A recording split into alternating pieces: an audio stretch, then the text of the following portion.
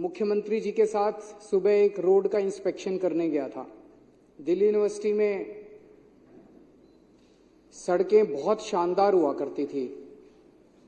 मेरे पास जेल से छूटने के बाद कुछ लोग आए, उन्होंने बताया कि दिल्ली यूनिवर्सिटी की सड़कें खराब हो गई हैं।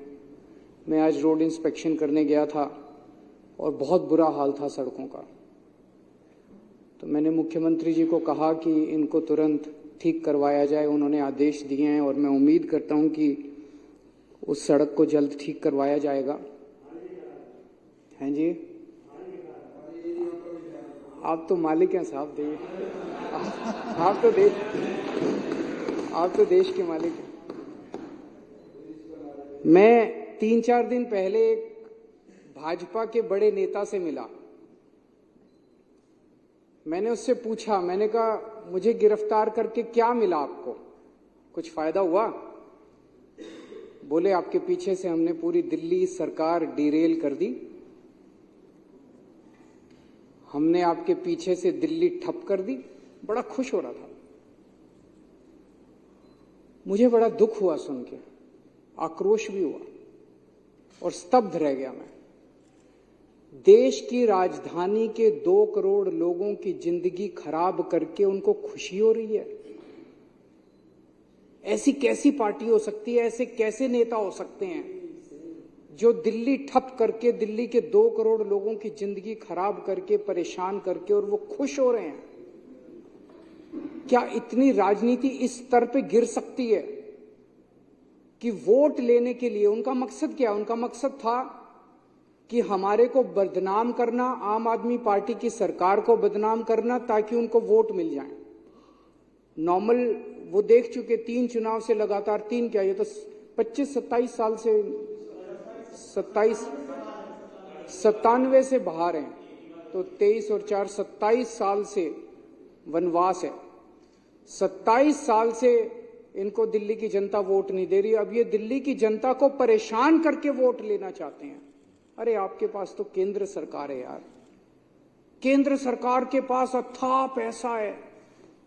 केजरीवाल 500 मोहल्ला क्लिनिक बनाता है, आप 5000 मोहल्ला क्लिनिक बनाओ ना दिल्ली में, कौन मना कर रहा है? ये मनीष सिसोदिया ने 700 स्कूल बनाए, आप 7000 स्कूल बनाओ ना दिल्ली में, कोई हमको पूछेगा ही नहीं। आज 500 मोहल्ला क्लिनिक अगर मैंने बनाए, आप उन 500 मोहल्ला क्लिनिक की दवाइयां बंद करके केजरीवाल को बदनाम करके वोट लेना चाहते हो, ये गलत बात है। ये जनता भी देख रही है, सब साफ हो जाता है जनता के सामने। आपको लगता है आप ही होशियार हो, जनता बड़ी सियानी है, जनता देखती है, जनता चुप रहती है। वोट वाले दिन जब बटन दबाने जाती है तब जनता अपना गुस्सा जाए। 1 मिनट भाई साहब, मैंने बीच में नहीं बोला जब आप लोग बोल रहे थे, अब आप भी जरा सुन लीजिए, फिर उसके बाद आप बोल लेना।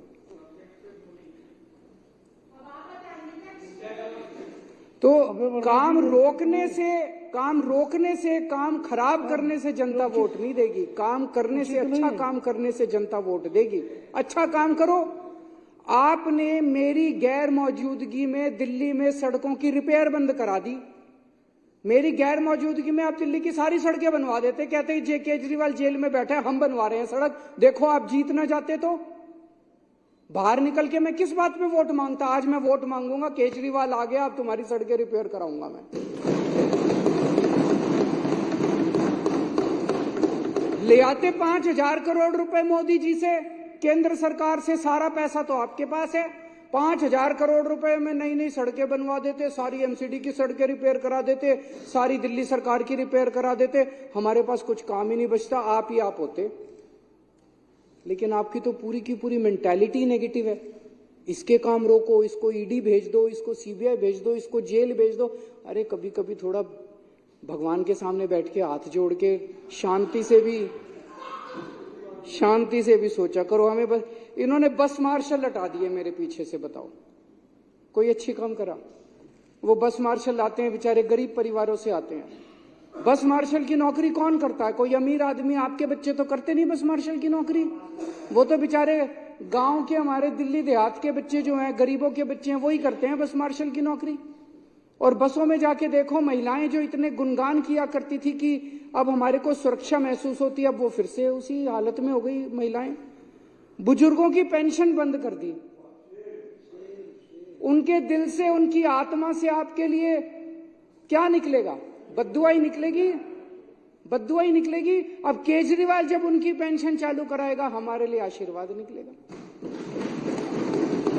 तीर्थ यात्रा बंद कर दी, बताओ, तीर्थ यात्रा बंद कर दी। हम बुजुर्गों को रामेश्वरम ले जाते थे, पुरी ले जाते थे, शिरडी बाबा ले जाते थे, हरिद्वार ऋषिकेश ले जाते थे, वैष्णो देवी ले जाते थे, कितनी जगह ले जाते थे। उनकी तीर्थ यात्रा बंद कर दी आप लोगों ने यार। आप खुद भी होके आओ थोड़ा तीर्थ यात्रा, थोड़ी मन को शांति। मेरी अध्यक्ष महोदय से निवेदन है, विपक्ष के साथियों के लिए तीर्थ यात्रा का आयोजन करें। उनको थोड़ी, अभी जैसे सौरभ बता रहा था, पेड़ काट दिए हमारे पीछे से। मैं जब जेल गया, इन्होंने पीछे से पेड़ काट दिए। बताओ, दिल्ली के प्रदूषण। तो दिल्ली की जनता के मन में दो चीजें हैं, दो बातें हैं। एक, केजरीवाल कट्टर ईमानदार है, केजरीवाल कुछ भी हो सकता है, बेईमान नहीं हो सकता। और दूसरा, केजरीवाल काम करता है, जनता के लिए काम करता है। ये दो बातें दिल्ली की जनता के मन में हैं। ये उन दोनों बातों पे चोट करना चाहते थे।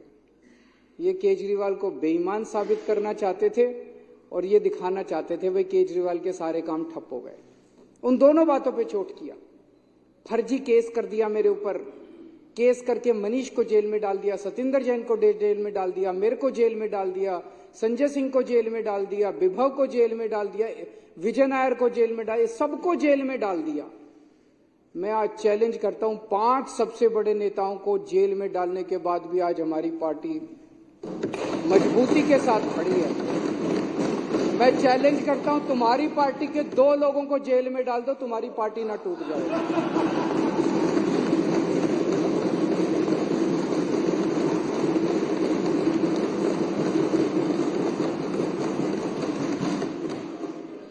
और इन्होंने ऐसा कानून लगाया मेरे ऊपर जिसमें बेल भी नहीं मिलती।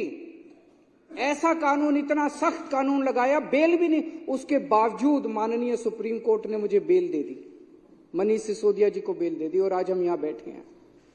जब मैं जेल से निकला, मैंने इस्तीफा दे दिया। किसी ने मांगा नहीं था, मैंने खुद ब खुद इस्तीफा दे दिया। और मैंने दिल्ली की जनता को बोला है, अगर आपको लगता है केजरीवाल ईमानदार है तो मेरे को वोट देना, वरना वोट मत देना।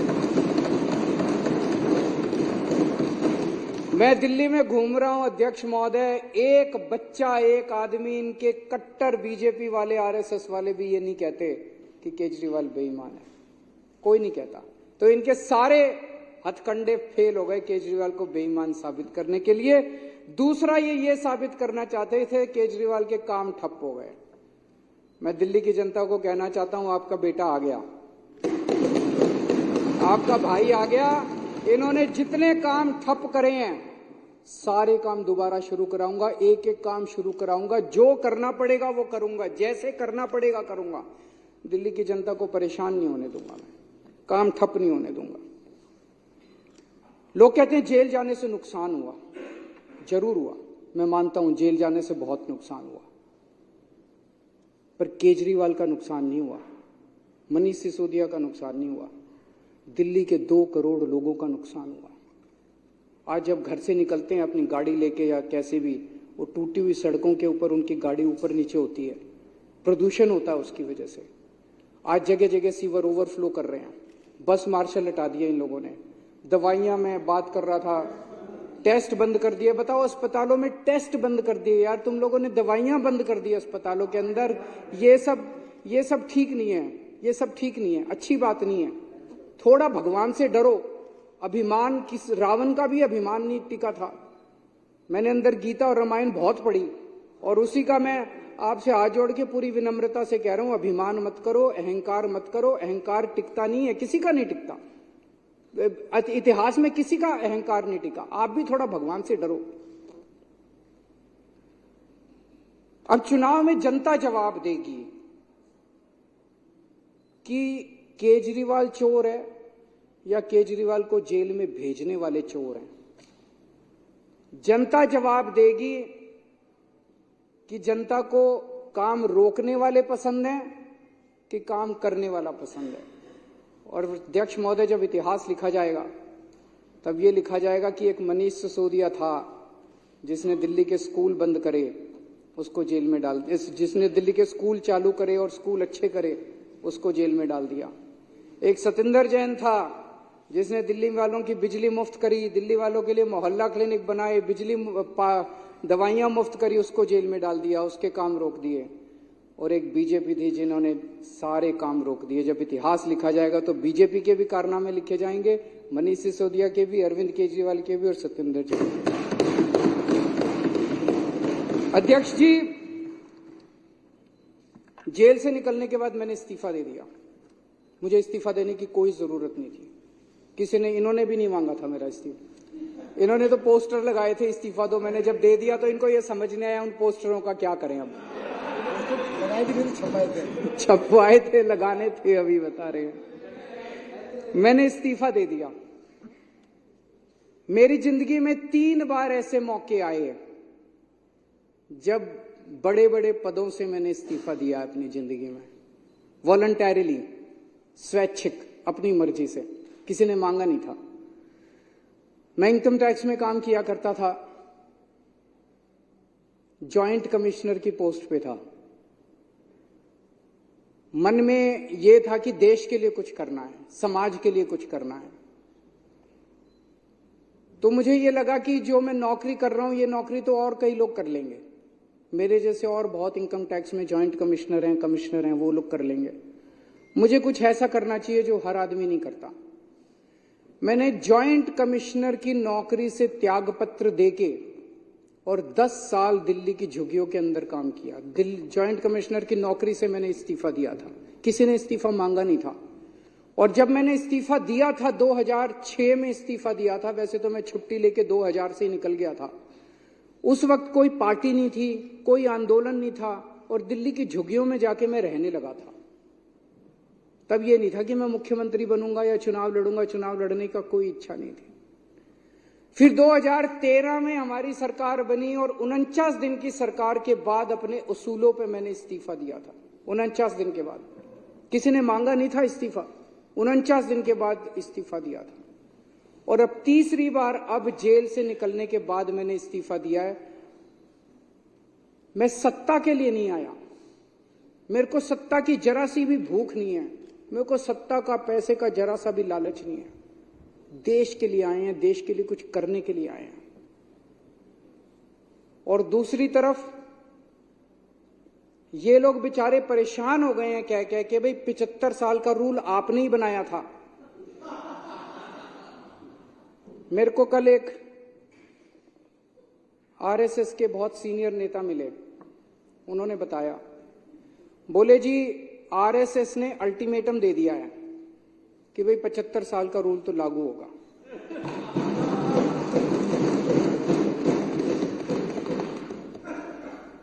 लेकिन वो मान नहीं रहे, कह रहे हैं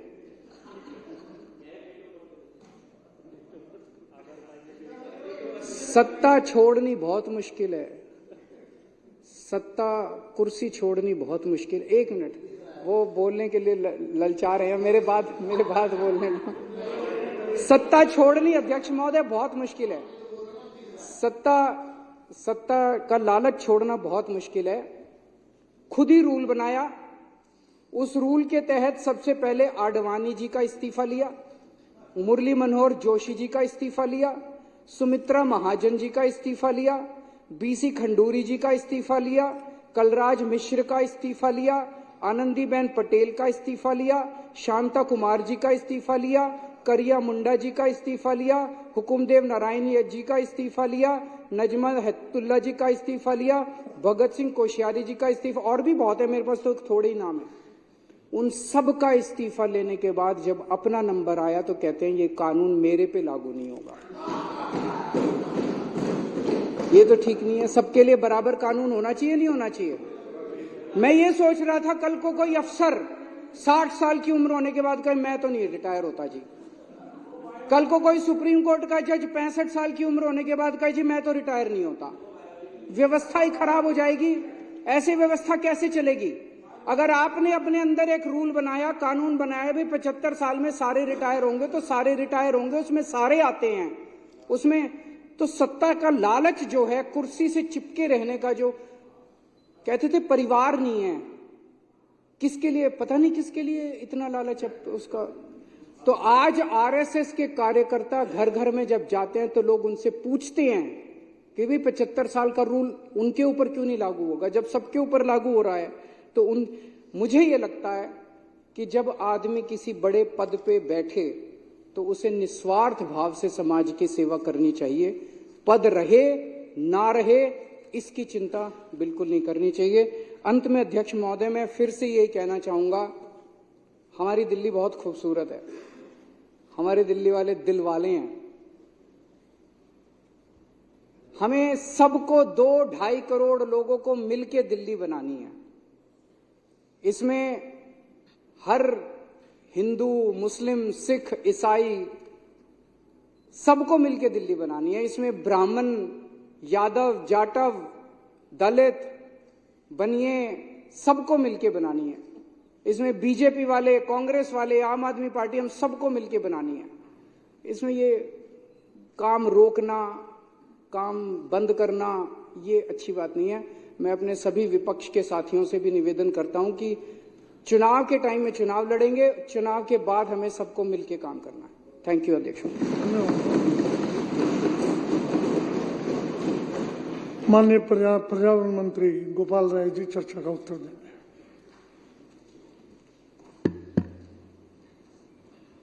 माननीय अध्यक्ष जी,